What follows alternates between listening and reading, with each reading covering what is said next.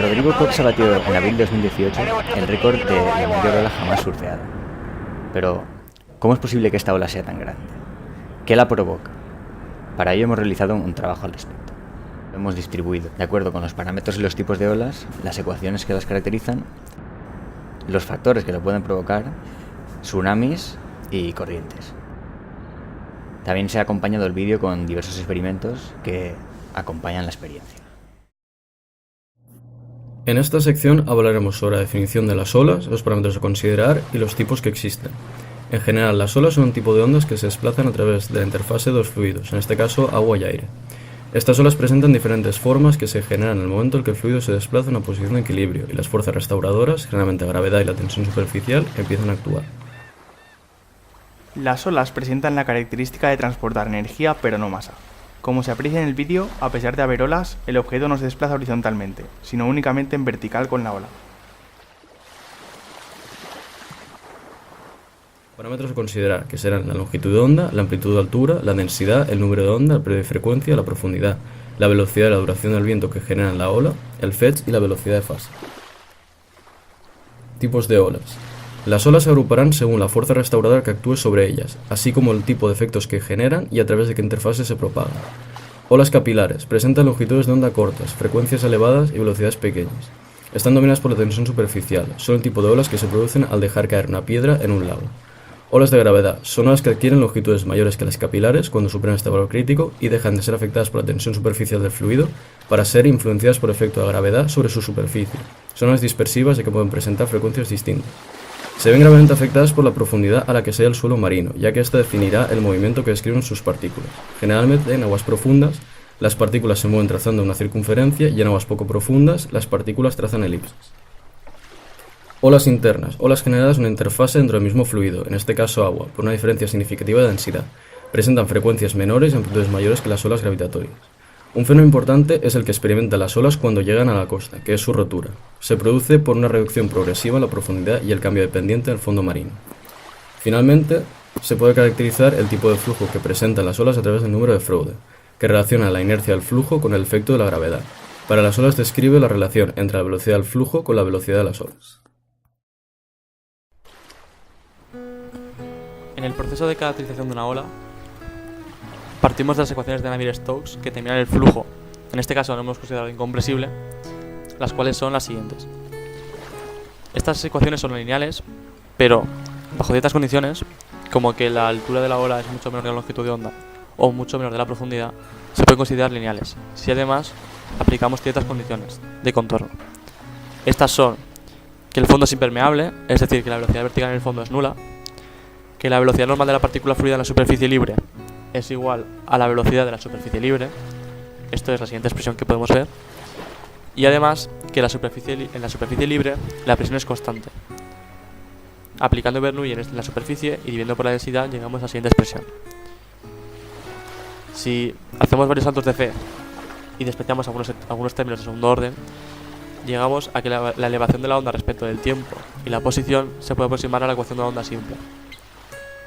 Y los potenciales de velocidad son los siguientes.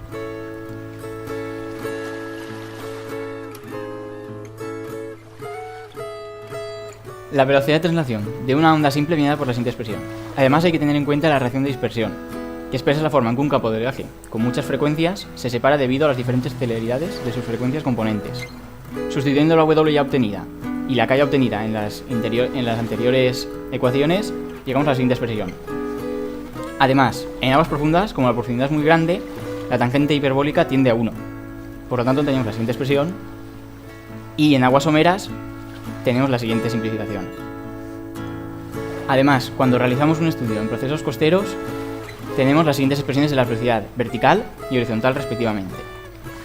Si además queremos calcular la energía, tenemos que realizar las correspondientes integrales, obteniendo los siguientes resultados. Y la energía total sería la suma tanto de la potencial como de la cinética.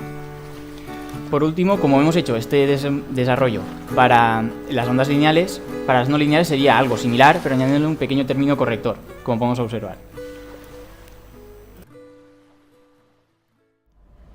Las olas generadas por el viento se forman cuando éste sopla sobre la superficie marina. Mientras el viento está soplando, se generan olas sin una dirección definida. Cuando las olas abandonan la zona en la que sopla el viento, se van propagando de acuerdo con su velocidad, que es función de la longitud de onda. Un parámetro a tener en cuenta en este tipo de olas es el fetch. El fetch es la longitud rectilínea máxima de una gran masa de agua superficial de mares u océanos, que es uniformemente afectada en dirección y fuerza del viento, generando a su vez un determinado tipo de oleaje. La longitud de fetch se expresa en millas náuticas, grados de latitud o kilómetros, y se mide de manera paralela a la dirección del viento.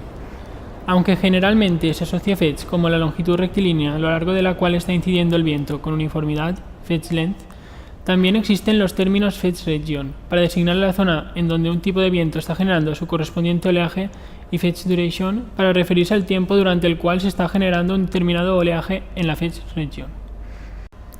Como podemos observar en la siguiente imagen, el fetch es la distancia entre las líneas de oleaje. Las olas que atraviesan el Atlántico tienen un fetch amplio. Por otra parte, observamos que entre Francia y Gran Bretaña hay más poca distancia, por lo que se generan olas que viajan menos distancia y de esta manera tendremos un fetch más corto.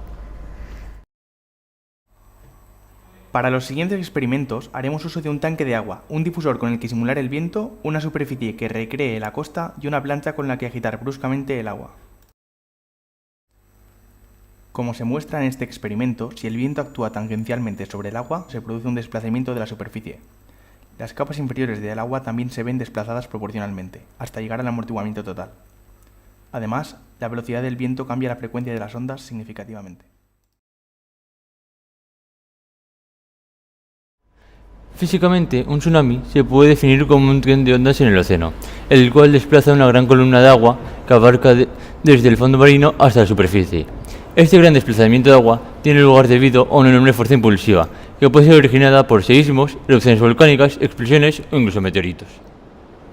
Los tsunamis se forman cuando el tren de ondas, al acercarse a la costa, debido a la disminución de la profundidad del fondo oceánico, pierde la mayor parte de su velocidad. De esta forma, la parte superior de la onda se mueve más rápido que la parte inferior, haciendo que el mar aumente su cantidad de agua de manera drástica, lo cual se traduce en la formación de una gran ola. La altura alcanzada por el tsunami en la costa se puede relacionar con la amplitud de la ola en el océano A sub 0, la profundidad del océano H sub 0 y la profundidad del litoral H sub i, con la siguiente ecuación.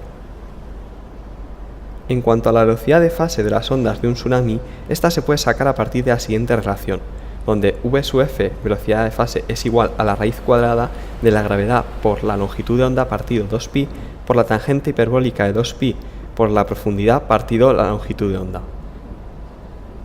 Si la profundidad es mucho mayor que la longitud de onda, en el caso de los tsunamis, la ecuación se puede aproximar a... En el siguiente vídeo podemos observar la propagación del tsunami de Sumatra de 2004, que tenía una velocidad de propagación desde 100 km/h y alcanzó una altura máxima de 30 metros. En el siguiente experimento hacemos una sencilla simulación del comportamiento de un tsunami al aproximarse a la costa.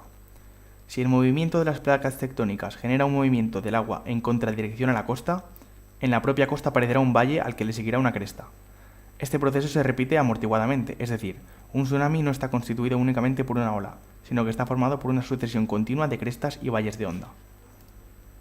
Por otra parte, si el movimiento de las placas tectónicas genera un movimiento del agua en dirección a la costa, la onda comenzará con una cresta y será seguida por un valle, como se aprecia en el vídeo.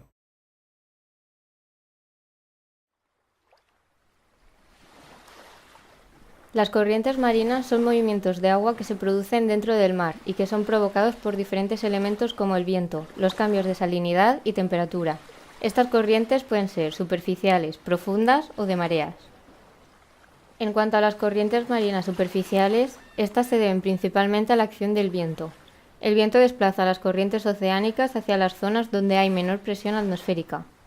Otros factores influyentes son la distribución de los continentes y la rotación terrestre. En el hemisferio norte, las corrientes se mueven de forma circular en sentido de las agujas del reloj. En cambio, en el hemisferio sur se mueven de forma circular en sentido contrario a las agujas del reloj. Respecto a las corrientes profundas, estas se deben a los cambios en las temperaturas, salinidad y densidad. Las aguas más densas tienden a descender al fondo del mar. La densidad del agua depende del grado de salinidad y de la temperatura. Aguas más frías son más densas y se van al fondo marino, desplazando las otras aguas más calientes a la superficie. Este movimiento de las masas de agua genera las corrientes marinas. Además, Estas corrientes suelen estar afectadas por la topografía del fondo marino y por el giro de la Tierra. Por último, las corrientes de marea se generan por los movimientos del agua provocados por la atracción de la Luna a la Tierra. Cuando la marea asciende o desciende, el movimiento del agua va generando las corrientes. Esas corrientes son muy lentas y apenas influyen demasiado en la dinámica de los océanos. La combinación de todos estos factores que varían las corrientes son los que crean distintos fenómenos en los océanos. Entonces, ¿por qué en Nazaré se forman estos gigantes acuáticos? Este municipio portugués presenta una peculiaridad geológica que multiplica el tamaño de sus olas. Un cañón marino subacuático de hasta 5 kilómetros de profundidad, que apunta directamente a tierra firme. Por tanto, el efecto que genera este cañón es como el de un embudo. Cuando hay oleaje, actúa como un amplificador levantando el mar hacia el cielo. Es por ello que en Praia do Norte es donde se generan las olas más grandes del mundo, y donde pueden lucirse verdaderamente los surfistas extremos.